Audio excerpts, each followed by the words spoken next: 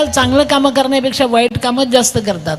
आणि आजकाल पोरं तर फारच प्रेमच करतात, घेणं नाही देणं नाही, लई प्रेम करतात करटे अरे. आणि प्रेम मंग झाला की मरतात. विशू तुझा हा केवढा मोठा धडा आहे रे तरुणांसमोर. म्हणून आमच्या काळात सुद्धा पोरं प्रेम करायचं, पण प्रेम भंग झाल्यावर मरायचे नाही बेटा. ते पोरीला सांगायचे की ये भी कुछ कम नहीं तेरा दर छूटने के बाद, हम अपने पास आए दिल टूटने के बाद. अशी म्हणणारी पोरं होती. आजकालचं पोरग प्रेम भंग झालं की पोरीला सांगते मैंने तुझसे प्यार किया अबला समझ कर, और तेरे बाप ने मुझे पीटा तबला समझ कर. डालडा ब्रॅम हायब्रिड झाले लेकरं. पण यातून विशू तुझ्यासारखा एक तरुण उभा राहतो समाजासाठी, सर्वांसाठी, गोरगरिबांसाठी. एक सांगू बेटा, आता मला येताना प्रदर्शन दिसलं रे, सुपर टोपल्या काय काय बाया घडवत होत्या रे बेटा. म्हणजे तुझ्या या निमित्ताने किती गरीब घरं उभे राहतात रे बाळा विशू. म्हणून बेटा हे घेतलेलं सतीचं वाण, हे व्रत टाकू नको बेटा. खूप जोमाने पुढे नाही माझ्या बाळ, माई तुझीच आहे. म्हणून एक लक्षात ठेव बेटा की पुढे जाताना मागे वळून पाहावंच असतं रे, त्याशिवाय पर्याय नाही बेटा. कीच गली में खसखस सिंधुताई सबकाळ. मी आल्याबरोबर माझ्या भोवती बायाने नुसता गराडा घातला रे. एवढं मोठं प्रेम मला नको रे बाबा, मला भीती वाटते प्रेमाची. कारण जो आवडतो सर्वाला तोची आवडे देवाला. आणि कारट्यात काय विचारू नका, माझ्या गळ्यातच पडले आल्या रे बाबा. म्हणजे कोण मी अरे, मला भीती वाटते. याचं कारण माझा खरा परिचय, 50 वर्ष अगोदर मी तुमच्या कल्याण स्टेशनला भीक मागत होते बाळा. 50 वर्ष अगोदर मी तुमच्या कल्याण स्टेशनला भीक मागत होते. तेव्हा मी 20 वर्षाची होती. विसू मला आज ना सगळा भूतकाळ आठवतो रे बेटा. कल्याणला मला टिशी लई ताप द्यायचा लेगा. टिशी मला दररोज गाडीतून उतरवायचा. ये बाई तिकीट नाही, तिकीट विदाऊट तिकीट. हा बाबा उतरो नीचे, उतरो नीचे. अरे उतरो तो उतरो, दुसरीकडे आपल्या बापाची ये नाही तो और सही दा. मी गाडी बदलायची ना कल्याण स्टेशनला. का तर कल्याण स्टेशन मोठं आहे आणि कोणी नाही कोणी तिथे असायचं रे रात्री गाडी चुकल्यामुळे. त्यामुळे कल्याण स्टेशनला भीक मागणारी माई आज तुमच्या स्टेजवर आली बेटा. आणि विशेष म्हणजे हजारो लेकरांची माय झालंय, गोरगरिबांची माय झालंय. 250 गाईची आई झाले रे. 750 पुरस्कार मिळाले, 282 जाबाई, 49 सुनांची सासू, 4 राष्ट्रपती सन्मानित. क्या बात है, मेरी भी कॉलर टाईट आहे आज रे. मला कल्याणवरून येताना मला स्टेशन आठवत होतं रे विशू. बाळानो, लेकरांनो, लिकी बाळीनो, मला ते आठवत होतं बेटा. कल्याण स्टेशनला खूप वारं वादळ सुटलं होतं. आज पण वारं सुटलं आणि माझ्याजवळ पांघरायला काही नव्हतं बेटा. आज बघ ना, पोरांनी कोट आणून घातलं माझ्या अंगात. माझ्या अंगावर काही नव्हतं बेटा. एक फाटकं पातळ, डोक्यावर पातळ फाटलेलं, वर किनार, खाली पातळ, मध्ये टकोरं उघडत, 10 दिवसाचं बाळ. कल्याण स्टेशनवर माझं बाळ 17 दिवसाचं होतं बेटा. आणि मी भीक मागत होते विष्णू. आज एवढ्या मोठ्या स्टेजवर तू आणलं रे मला. एक लक्षात ठेव बेटा, काळ निघून जातो, वेळ निघून जातो, पण जखमा काळजाच्या जात नाहीत रे बाळ. खरं सांगू बेटा, तुम्ही सुद्धा गरिबीतून वर आलात रे. सोन्याचा चमचा तोंडात घेऊन तुम्ही आला नाही बाळ. तुमचे कष्ट जीवावर उदार होऊन तुम्ही कामं करता. म्हणून कुठे 2 घास तुमच्या पदरात पडते बाळा. म्हणून कुठे तुम्हाला 4 घास सुखाचे मिळतात रे. याचं कारण तुमच्या बापजातांनी असंख्य कष्ट केले बाळ. त्या कष्टाचं चीज करा माझ्या बाळ. त्या कष्टाची जाणीव ठेवा बेटा. पुढे जा, पण मागे वळून पहा रे बाळा, त्याची गरज आहे. गरिबी वाईट नसते, गरीब वाईट नसतो, गरिबी वाईट असते रे बाळा. म्हणून आमची न शिकलेली बहिणाबाई सांगते, गरिबी तुम्ही पण पाहिली बेटा, भूक तुम्ही पण पाहिली बाळ. भूक मी पण पाहिली रे. कोणालाही भुकेला आपल्यासमोर दिसला तर 1 घास द्या बेटा. त्याच्यासारखं दुसरं समाधान नाही. मी माझ्यासाठी जगले असते ना तर मरून पण गेले असते रे. मी दुसऱ्यांसाठी जगले. जी भूक मला लागली ती दुसऱ्यांना लागू नये याचाच मी विचार केला बेटा. आणि हजारो अनाथांची माय झाले बाळ. म्हणून एक लक्षात ठेवा, मी दिवसभर रेल्वेत भीक मागायची. संध्याकाळी मी रात्र झाली की स्टेशनवर राहायची.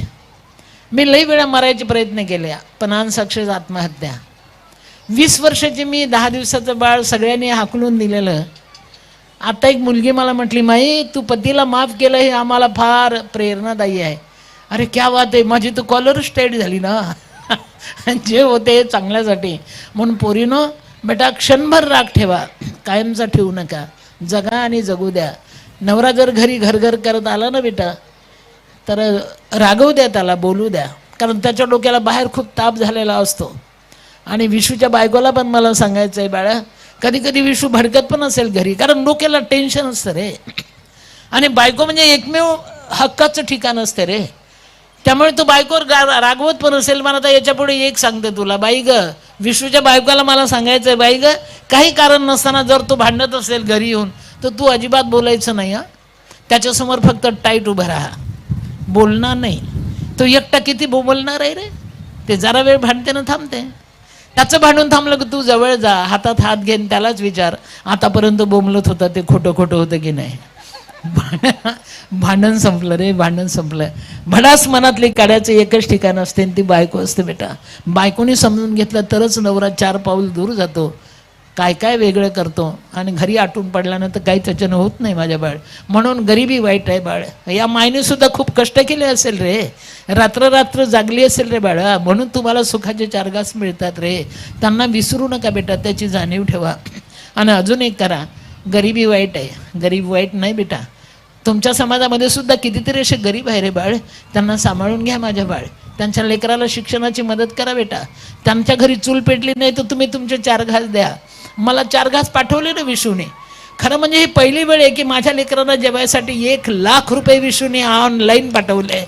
आणि मी लेकरांना जेव घालून आली. लेकरा, तू असाच मोठा हो पिला, खूप मोठं केलं रे. आज माझ्यासाठी पहिली वेळ आहे ऑनलाईन 1,00,000 रुपये येण्याचे. मला ग्रँड नाही, मी नॉन ग्रँटेड आहे. पण आश्चर्य म्हणजे गरिबी वाईट आहे बेटा, गरीब वाईट नाही. आमच्या बहिणाबाईंनी सांगितलं आहे, हे नाही दिव्यामध्ये तेल, याचं नाव गरिबी. तिकडे कुठे मुलं ओरडतात, त्यांना जर उगं करायला सांग रे कोणाला तरी, थोडा वेळ 10 मिनिट. नाही दिव्यामध्ये तेल, कशी अंधारली रात, तेल मिळे एकदाच नेली उंदरान वात. याचं नाव गरिबी बेटा. वात केली चिंदुकाची, तेल दिव्यात पडलं, सापडे ना आग पेटी, घोड इथंही अडलं. आग पेटीच नाही, सापडली आग पेटी, आग्या वेताळाची लेक, आली आली हाती काडी, नाड्या नवसाची एक. काडी एकच आहे, गरिबी. शिलगली आग काडी, ज्योत पेटली, अंधाराला घाबरून तीही विझून या गेली. शेवटी अंधार. ह्याच अंधारात मी जगत होते बेटा. मी काय करायची माहिती आहे का, अरे आपली परंपरा देण्याची आहे, ओरबाळून घेण्याची नाही बाळ.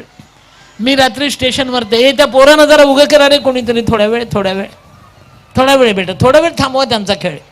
10 मिनिट, मी 10 मिनिटच बोलणार आहे बेटा. मी खूप वेळा आत्महत्येचे प्रयत्न केले. एक दिवस मजजवळनं लई मोठं जेवण मिळालं होतं. प्रसंग माणसाला उभं करतात. आणि मी ठरवलं आज मरायचं आज. मी दररोज भिकाऱ्यांना जेवायला द्यायची, भिकाऱ्यांनी मला संरक्षण द्यायचं. मी भिकाऱ्यांना जेवायला का द्यायची, बाया हो आयडियाने जगा, आपल्याला जगता येतं. बाईच्या जातीला घडवताना नक्की देवानी ओव्हरटाईम केला असेल. ती फार शोषिक असते, ती कमजोर नसते.